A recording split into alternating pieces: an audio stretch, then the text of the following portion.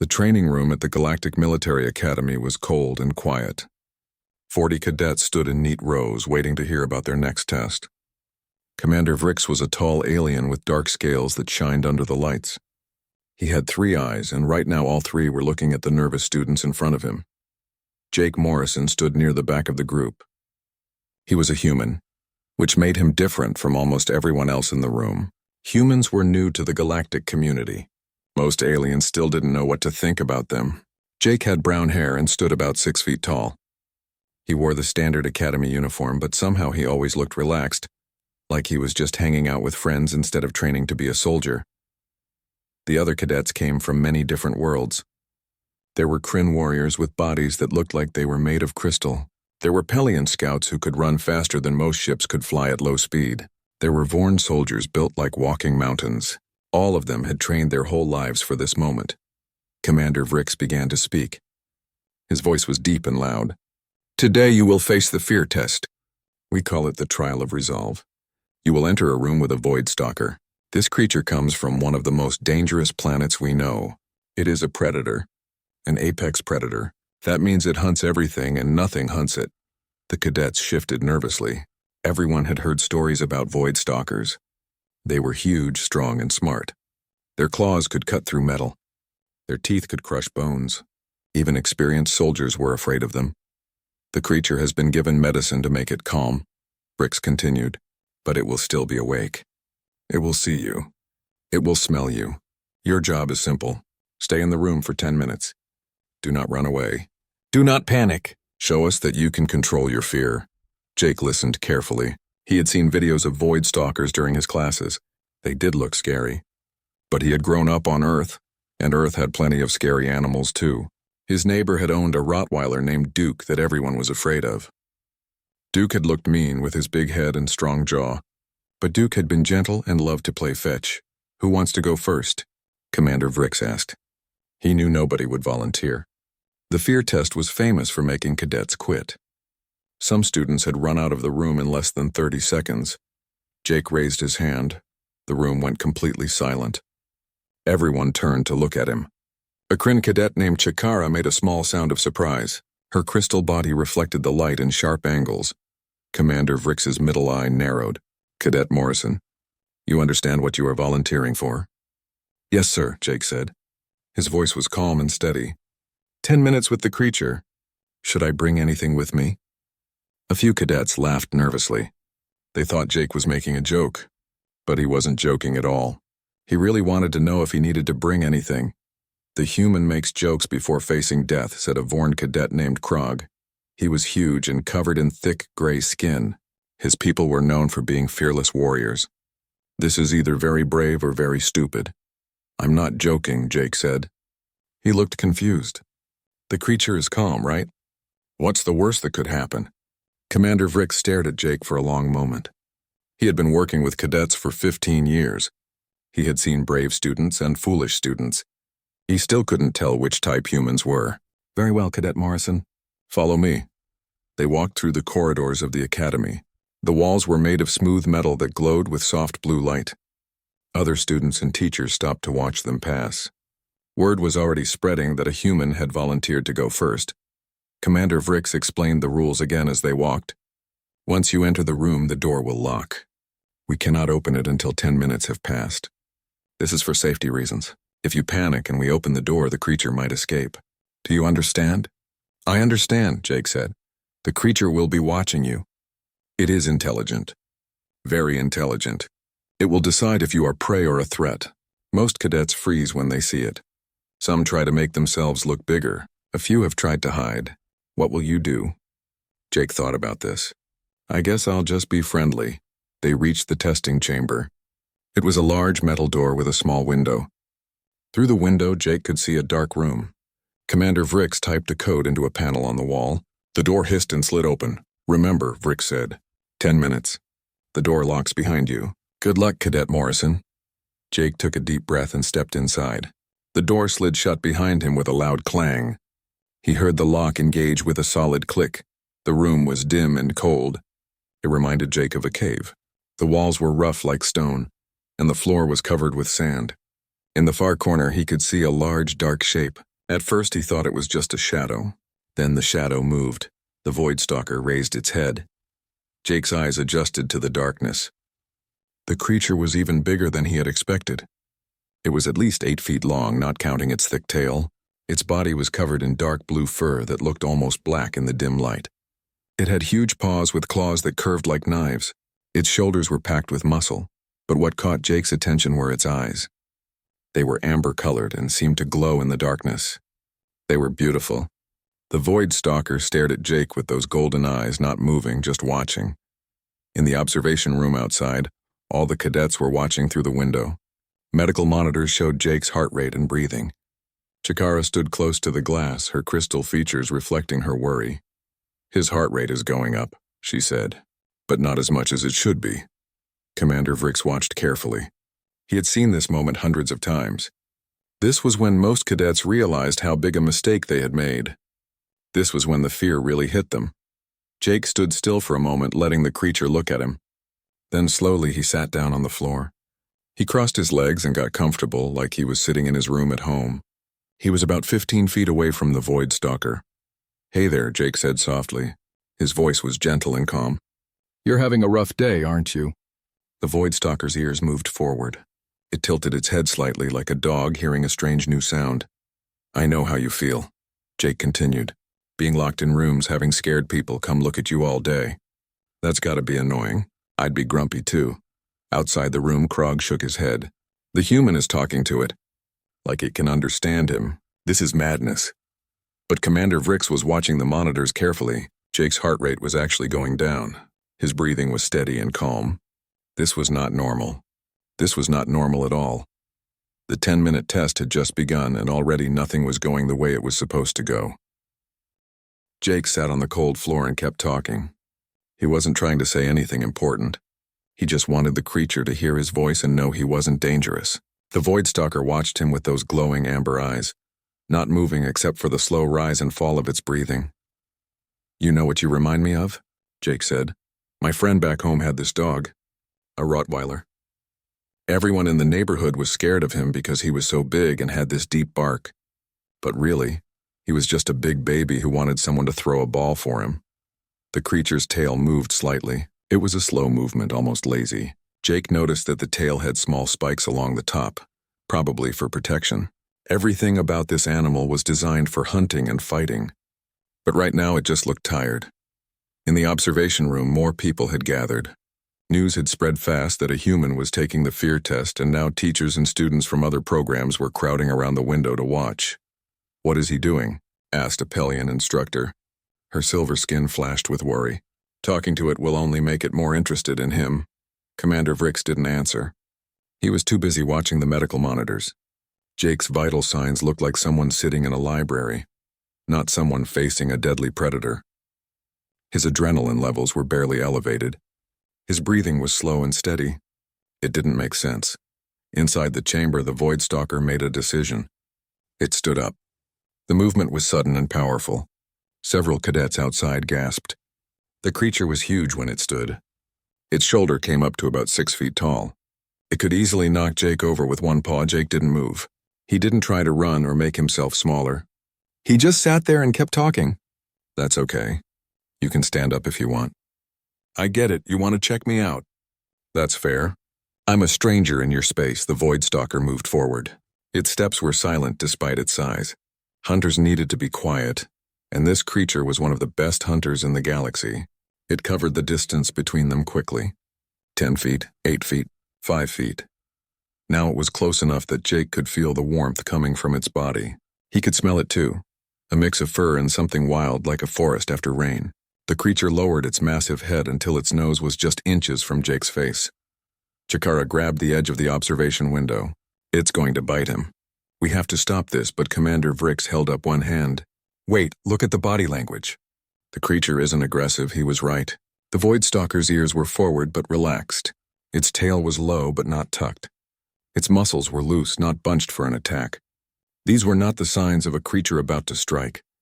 These were the signs of a creature that was curious. The Void Stalker sniffed Jake's face, his hair, his shoulders. Its nose was cold and wet. Jake smiled. "Yeah, I probably smell pretty weird to you, huh?" Different planet, different biology. I bet I smell like strange chemicals and whatever soap they use here at the academy. Then something happened that made everyone in the observation room question everything they knew about void stalkers. The creature made a sound. It was a deep rumbling noise that came from its chest. The handlers who worked with the void stalker knew this sound. It was the sound the creature made when it was content, when it felt safe, when it was happy. Impossible, breathed one of the handlers. It only makes that sound when we feed it its favorite food. Never around cadets. Never during the test. The void stalker circled around Jake once, then twice. It was the way a dog circles before lying down. Then it did exactly that. It lowered its huge body to the floor right next to Jake. Not touching him, but close. So close that Jake could reach out and touch it if he wanted to. "Oh," Jake said, sounding surprised and pleased. "Okay then. I guess we're doing this." He slowly reached out his hand. He moved carefully, making sure the creature could see what he was doing. When the void stalker didn't pull away or growl, Jake gently placed his hand on its shoulder. The fur was thick and warm. He started to scratch lightly, the way he used to pet Duke the Rottweiler. The rumbling sound got louder. The creature's eyes half closed. If Jake didn't know better, he would say it looked happy. Krog stared through the window in disbelief. This cannot be happening. The medicine they gave it must be stronger than they said. Commander Vrix checked his tablet. The medicine levels are exactly where they should be. The creature should still be alert and defensive. This makes no sense. Inside the chamber, Jake kept up his gentle scratching. He found a spot behind the creature's ear, and when he scratched there, one of its back legs started to move like it was trying to scratch too. Jake laughed. "Found the good spot, didn't I?" He kept talking, just saying whatever came to mind. He talked about Earth and how different it was from space stations. He talked about his training and how hard some of the tests were. He talked about a movie he had watched before leaving home. Something about robots and time travel that didn't make much sense but was fun anyway. The void stalker seemed to listen. Maybe it didn't understand the words, but it understood the tone. It understood that this strange creature sitting next to it meant no harm. That this human was offering something it rarely got. Gentle kindness. At the 8-minute mark, the void stalker shifted its position. It laid its enormous head directly in Jake's lap. The weight was heavy, probably 60 or 70 pounds just for the head alone, but Jake didn't complain. He just adjusted his position and kept petting.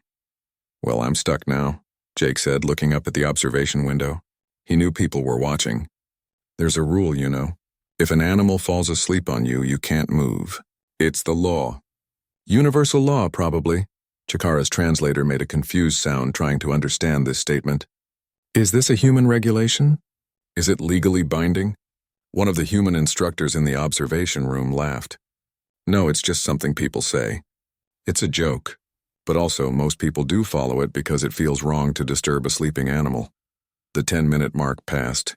A soft beep indicated that the test was over. The door unlocked with a click, but Jake didn't get up.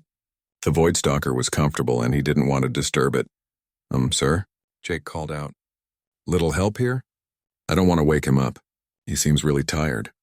Commander Vrix didn't know whether to be impressed or concerned. Probably both. He called for the handlers. It took 3 of them, plus 20 minutes of careful coaxing, to get the void stalker to move away from Jake. Even then, the creature kept looking back at the human, like it was sad to see him go.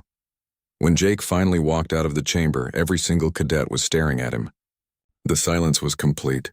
He brushed some blue fur off his uniform and looked around at all the shocked faces. "What?" he asked. "Did I do something wrong?" "I stayed the whole 10 minutes. Actually, I stayed longer." Chikara found her voice first. "You petted it. You made friends with a void stalker. You made it sleep on you." "Well, yeah," Jake said, like this was the most obvious thing in the world. It seemed like it wanted to. Would have been rude to say no, right? Commander Vrix was looking at his tablet, reviewing the footage again. He had recorded everything, but he still couldn't believe what he was seeing.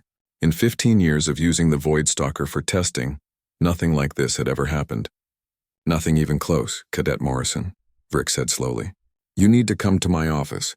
We need to talk about what just happened in there." Jake nodded. "Okay, is that a good thing or a bad thing?" "I honestly don't know yet," Commander Vrix admitted. And that was the truth. Humans had only been part of the galactic community for 3 years. Everyone was still trying to understand them, and Jake Morrison had just made that job a lot more complicated. Commander Vrix's office was neat and organized. The walls were covered with certificates and photos from his many years of service. Jake sat in a chair that was designed for Zentari bodies, so it felt a little awkward for his human shape. He waited while Vrix looked through files on his computer screen. "Do you know what Earth's classification is?" Vrix asked without looking up. Jake shook his head. "Not really. Nobody talks about it much. Earth is classified as a Class 12 deathworld," Vrix said. He finally looked at Jake with all three eyes. "Do you know what that means?" "That it's dangerous?" "Dangerous doesn't begin to cover it," Vrix said. He turned his screen so Jake could see. "Only 3 known planets in the galaxy have a higher danger rating than Earth. Your planet has predators that can kill in seconds. It has insects whose venom can stop a heart. It has weather that can destroy cities. It has plants that can poison you if you touch them. Living on Earth means living in constant danger." Jake thought about this. He had never really considered Earth to be that dangerous. Sure, there were bears and sharks and poisonous snakes, but there were also puppies and butterflies and sunny days at the beach. "I guess when you put it that way, it sounds pretty scary." "And yet humans are not scary," Vrix continued. "You should be the most aggressive, paranoid, violent species we've ever met. You should trust nothing and attack everything that moves. But you're not like that at all. You're friendly. You're curious. You make friends with your planet's predators. You keep them in your homes as pets." "Dogs and cats aren't dangerous," Jake protested. "They're family." "Dogs are descended from wolves," Vrix said. "Wolves are pack hunters, apex predators. They killed your ancestors for thousands of years. And you decided to make friends with them. You turned them into hundreds of different breeds. Small ones, big ones, ones that look nothing like wolves anymore, all because you wanted companions." Jake had never thought about it that way. "I guess we did do that." Vrix pulled up more files. "Horses. Large prey animals that could crush your skull with one kick. You domesticated them and rode them into war. Elephants, the largest land animals on your planet. You trained them to help with work. Even some humans have formed bonds with bears, lions, and crocodiles. Creatures that regularly eat humans. Not all humans do that," Jake said quickly. "Most of us know better than to mess with crocodiles." "But some do," Vrix said. "And that's what makes your species so confusing. You understand danger. You feel fear. Your biology proves that. But you process fear differently than any other species we've studied. Where others run away, humans sometimes walk closer. Where others see threats, humans sometimes see friends." Jake didn't know what to say to that.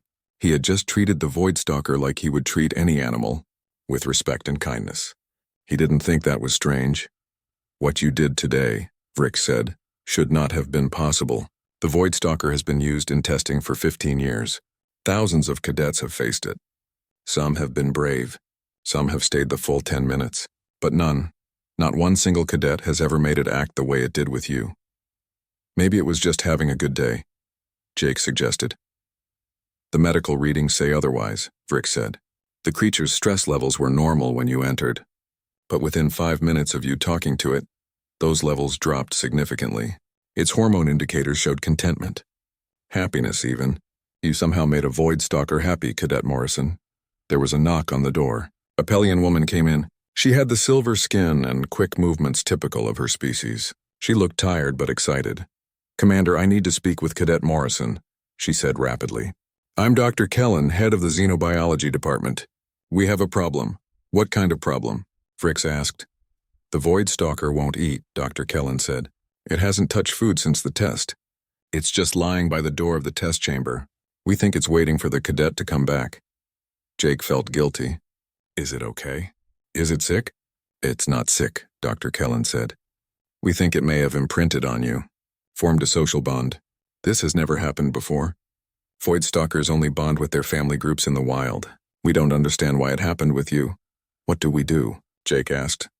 "We need you to visit it," Dr. Kellen said. "See if you can get it to eat something. If it keeps refusing food, we'll have to force feed it, which is dangerous for everyone." So Jake found himself walking to the creature habitat with Dr. Kellen. She explained that the Voidstalker lived in a large space designed to look like its home planet. There were rocks and caves and dim lighting that mimicked the twilight zones where Voidstalkers hunted. When they arrived, Jake could see the creature through a window. It was lying down near the entrance, head on its paws, staring at the door. It looked sad. "Okay," Jake said. "I'll go in." The moment he entered the habitat, everything changed. The Voidstalker jumped to its feet. That deep rumbling purr started up again, louder than before. The creature bounded over to Jake, moving with surprising grace, and pressed its huge head against his chest. Jake stumbled back a step, then laughed and started petting it. "Hey, buddy," he said. "I missed you too." Dr. Kellen watched from the observation area, recording everything. "Remarkable. Its stress hormones are already dropping. Heart rate is normalizing. Whatever you're doing, keep doing it." Jake spent an hour with the Voidstalker. He had started thinking of it as Shadow, though he hadn't told anyone that yet. The name just seemed to fit. Shadow followed him around the habitat, bumping against him gently for attention. It acted less like a fearsome predator and more like an oversized puppy. When Dr. Kellen brought food, Shadow ignored it completely. But when Jake picked up a piece of the meat and offered it, Shadow took it carefully from his hand and ate. Soon Jake was hand-feeding the creature while Dr. Kellen made notes. "This is problematic," Dr. Kellen said through the communication system. "We can't have you hand-feeding it every day. You're a cadet. You have classes and training. What if we try something?" Jake suggested. "What if I bring other people in here while I visit? Maybe Shadow can learn that other humans are okay too. Not just me." "Shadow?" Dr. Kellen asked. Jake felt his face get warm. "That's just what I've been calling it in my head. Because of the dark fur and the way it moves so quietly." "Shadow," Dr. Kellen repeated, trying out the name. "It fits, and your suggestion has merit. If we can socialize it with more people, that would solve our problem." Over the next week, Jake became a regular visitor to Shadow's habitat. He brought other cadets with him, starting with the ones who seemed less afraid. Shakara came first. She was nervous but curious. Shadow was wary of her at first, but with Jake there, it allowed her to come close. Eventually, Chikara even touched Shadow's fur, though the creature clearly preferred Jake's attention. The story spread throughout the academy. Some cadets thought Jake had done something amazing. Others, like Krog, thought he had ruined the test. One evening in the dining hall, Krog confronted Jake in front of everyone. "You've turned a military exercise into a joke," Krog said loudly. "The trial of resolve is supposed to test warriors. You've made it into a petting zoo." Jake looked up from his food. "Why can't it test both things? Understanding a creature doesn't make you weak. It makes you smart." "The Voidstalker is a killer," Krog insisted. "It's only calm around you because of some human trick. In real combat, enemies won't be friendly." "Maybe not," Jake agreed. "But in real situations, not everything that looks scary actually wants to hurt you. Sometimes the scariest thing is just protecting itself or its family. Knowing the difference could save lives." Chikara, sitting nearby, added her thoughts. "The human has a point. We're training to serve on ships with hundreds of species. We'll be exploring new planets with animals we've never seen. Maybe learning to understand creatures is more valuable than just learning to fear them." The argument spread through the cadet groups. Some agreed with Krog that the test had been weakened. Others thought Jake had shown a different kind of courage. The instructors watched and listened, seeing an opportunity to teach something new. A month after the original test, Jake was called to a meeting. This time it wasn't just Commander Vrix. There were several high-ranking officers, including an admiral named Torth. His scales had faded to silver, showing his age and experience. "Cadet Morrison," Admiral Torth began, "you've caused quite a stir with your approach to the trial of resolve. We've been debating what it means, and we've made a decision." Jake waited nervously. "We're creating a new program," Vrix said. "Xenobiological diplomacy. We're going to train cadets to understand and work with unknown creatures and species. You'll be the first student, and eventually, when you have enough experience, you'll be an instructor." Jake was stunned. "I'm just a cadet. I don't know enough to teach anyone." "You did something experts said was impossible," Dr. Kellen said. She was also at the meeting. "That makes you exactly the expert we need." "What about Shadow?" Jake asked. "The Voidstalker is assigned to the program," Admiral Torth said. "You'll continue working with it as part of your training." Jake felt a smile spreading across his face. He was going to get to keep visiting Shadow. That was the best news of all. 6 months had passed since Jake's famous trial with Shadow. The academy looked the same on the outside, but many things had changed on the inside. The new Xenobiological Diplomacy program now had 15 students from 8 different species. The trial of resolve still existed, but cadets could now choose how to face it. They could do it the old way, just trying to survive their fear, or they could try Jake's way, attempting to understand and connect with the creature. Jake found himself in the strange position of being both a student and a teacher. He was still learning basic military skills like everyone else, but twice a week, he taught classes on reading animal body language and understanding predator behavior. Shadow often joined these classes, demonstrating different moods and reactions. The Voidstalker had become so comfortable with people that it was now safe to have around most of the station. Jake had just finished a morning class when an urgent message came through. Admiral Torth wanted to see him immediately. Jake hurried to the Admiral's office, wondering what was wrong. When he arrived, he found a room full of serious faces. Commander Vrix was there, Dr. Kellen was there, and several other officers he didn't recognize. "We have a situation," Admiral Torth said without any greeting. "There's a mining colony on Helios 4. 3 days ago, something came up from the deep mines. A creature nobody has seen before. It's large, it's aggressive, and it has already hurt 3 miners. The colony wants us to send soldiers to kill it." Jake felt his stomach tighten. "But you don't want to kill it." "We want to assess the situation first," Torth said. "That's where you come in. We're sending a team to Helios 4. Commander Vrix will lead it. You'll go as a consultant. Your job is to see if this creature can be understood instead of destroyed." Jake swallowed hard. "I've only worked with Shadow. I don't know if what I did will work with other creatures. That's why we're sending experienced soldiers with you," Vrix said. "If your approach doesn't work, we'll handle the situation the traditional way. But we have to try your method first." The team assembled quickly. There were 10 soldiers, all experienced and well-armed. Krug had volunteered for the mission. Jake suspected he was hoping to see the human method fail. They boarded a military shuttle and flew to Helios 4, which took most of a day. The mining colony was in bad shape when they arrived. Tunnels had collapsed. Equipment was broken. The miners looked exhausted and scared. The colony supervisor was a human woman named Lisa. She had short black hair and grease stains on her work clothes. She looked relieved to see the military team. "Thank goodness you're here," Lisa said. "The thing is still down in Section 7. We've blocked off the tunnels, but we can't get to our equipment. We're losing money every hour those mines stay closed." "Tell us everything," Commander Vrix said.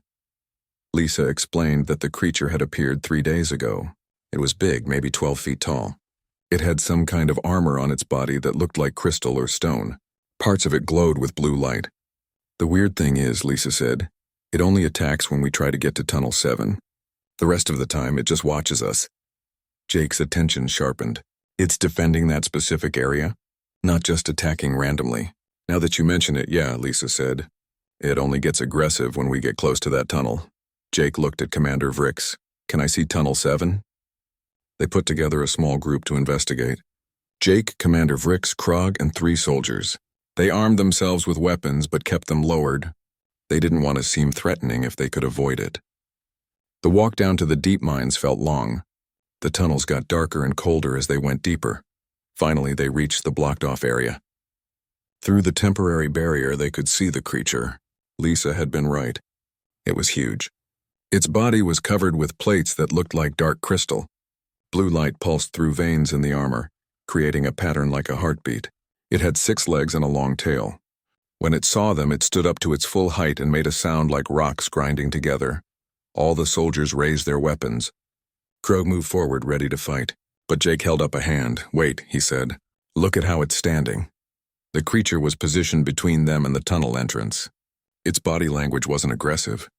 It wasn't preparing to attack. It was just blocking the path. Protecting something. "It's defensive," Jake said. "Not aggressive." "There's a difference." Dr. Kellen had come down with them. She quickly scanned the area with her equipment. "I'm picking up biological signs. Multiple small ones deeper in the tunnel. They match the genetic pattern of the adult creature." "It has babies," Jake said quietly. "It's protecting its babies." Everything suddenly made sense. This wasn't a monster attacking miners. This was a mother defending her children from what she saw as invaders. She probably had no idea that the miners just wanted their equipment. She only knew that large creatures kept trying to get close to her nest. Jake slowly sat down on the ground. The other soldiers looked at him like he was crazy. "What are you doing?" Krog demanded. "Making myself less threatening," Jake explained. He made sure the creature could see his hands. No weapons, no sudden movements. "Hey there," he said softly. "I bet you're really stressed out, huh? All these people trying to get into your space. You're just trying to keep your baby safe." The creature's grinding sound softened. Its head tilted slightly. The blue lights in its body pulsed in a different pattern. "I know you don't understand my words," Jake continued, "but maybe you understand the tone. I'm not here to hurt you or your children. I promise." He stayed sitting. He kept talking in that soft, calm voice. He told the creature about Shadow and how scared everyone had been at first. He told it about Earth and how mothers there protected their young too. He wasn't sure if any of it mattered, but the tone seemed to help. The creature watched him. Slowly, very slowly, its aggressive posture relaxed. It was still blocking the tunnel, but it wasn't preparing to attack anymore. "Krog, can you slowly put your weapon down?" Jake asked. "Everyone, just lower your weapons.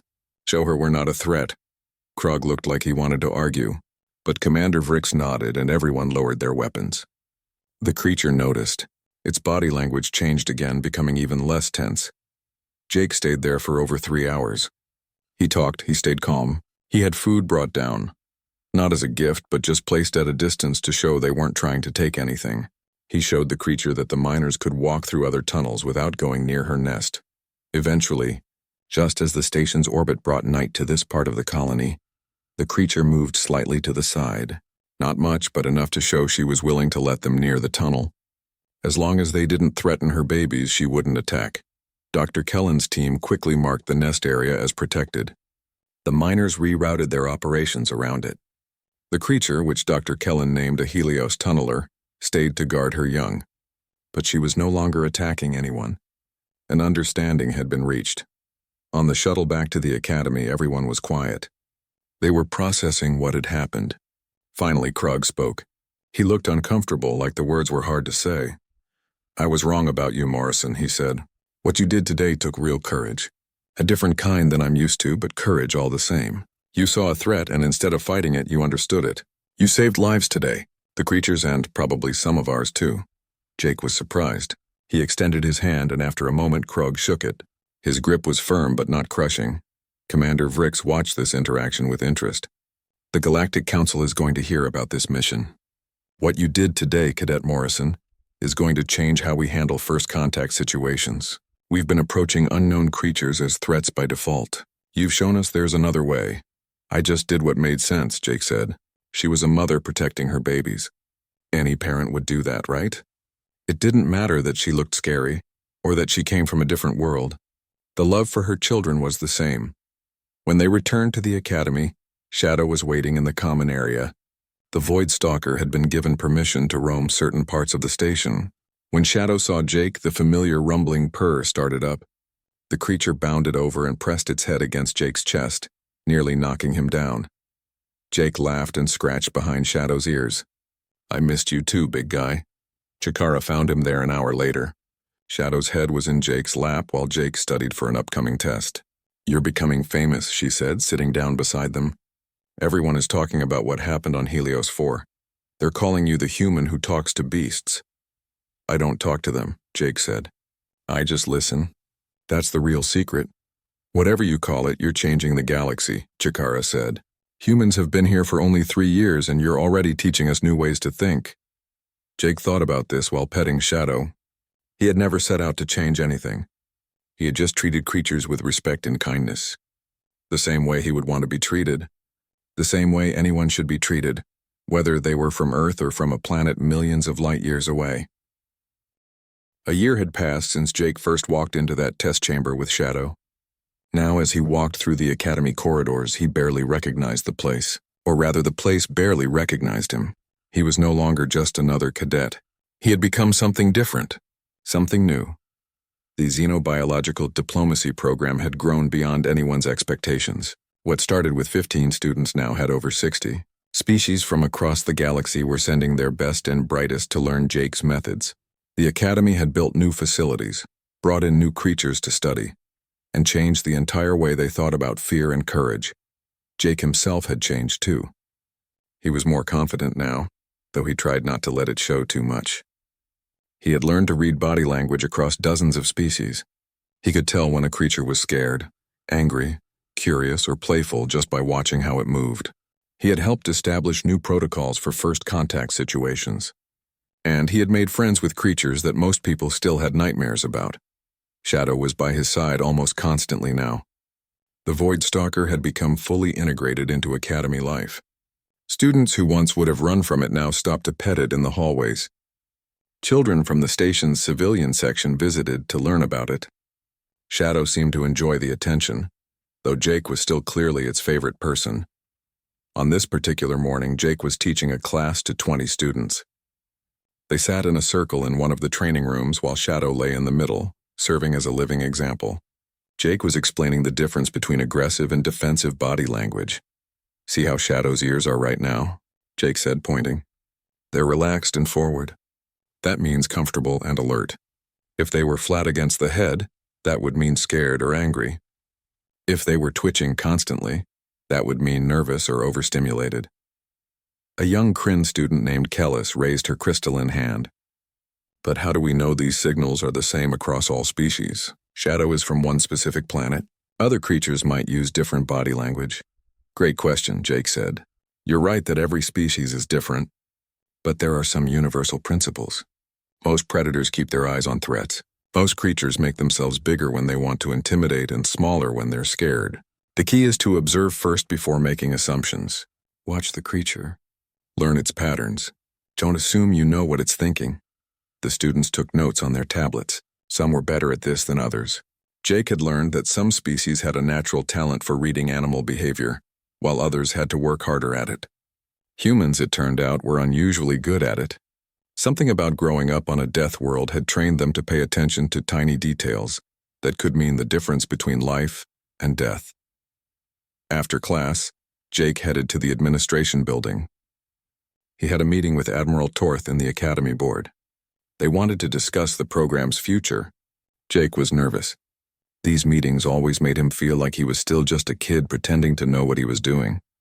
The meeting room was full of important people: admirals, professors, and representatives from various galactic councils.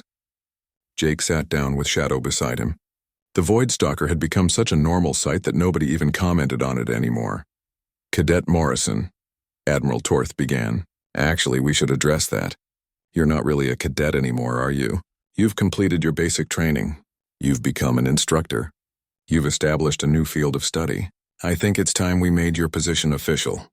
Jake felt his heart beat faster. "What do you mean?" "We're promoting you to junior instructor with the rank of lieutenant," Torth said. "You'll continue teaching, but you'll also lead field missions when situations require your expertise. You'll work directly with Dr. Kellen to expand the xenobiological diplomacy program across the galaxy." It took Jake a moment to find his words. "I don't know what to say." "Thank you. I'll do my best." "You already have," said a Pelian council member.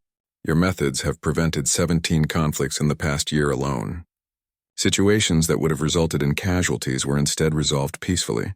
You've saved lives, many lives," Dr. Kellen spoke up. "We've also seen changes in how species interact with each other.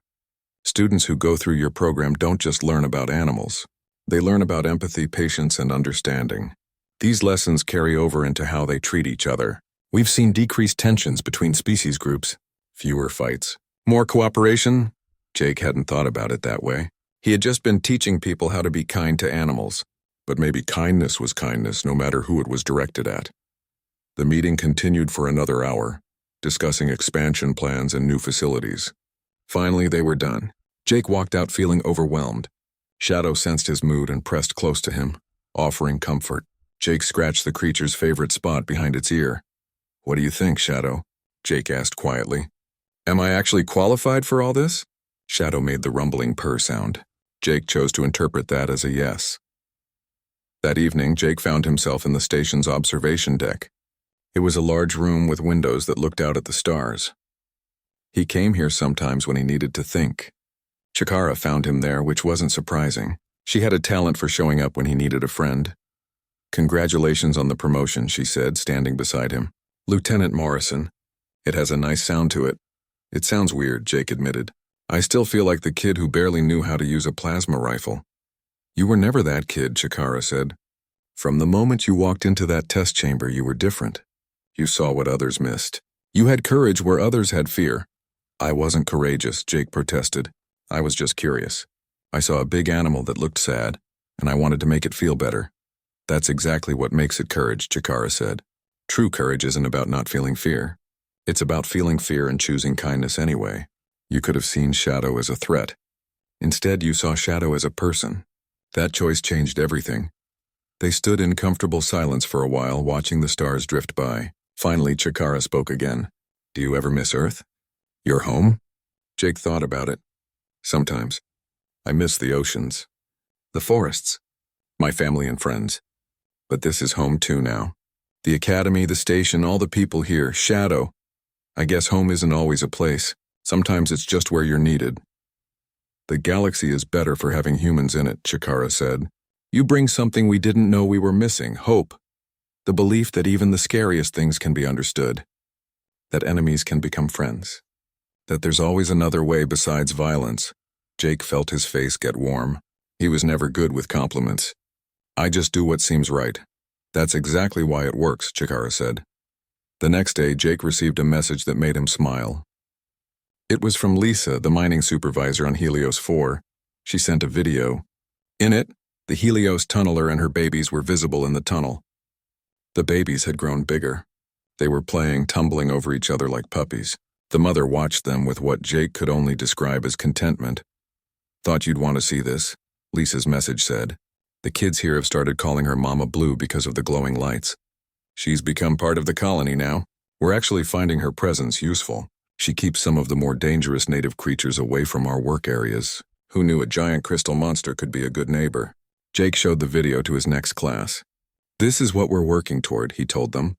Understanding, coexistence, peace, it doesn't always work. Some creatures will always be dangerous. Some situations will require force. But when we at least try to understand first, everyone benefits.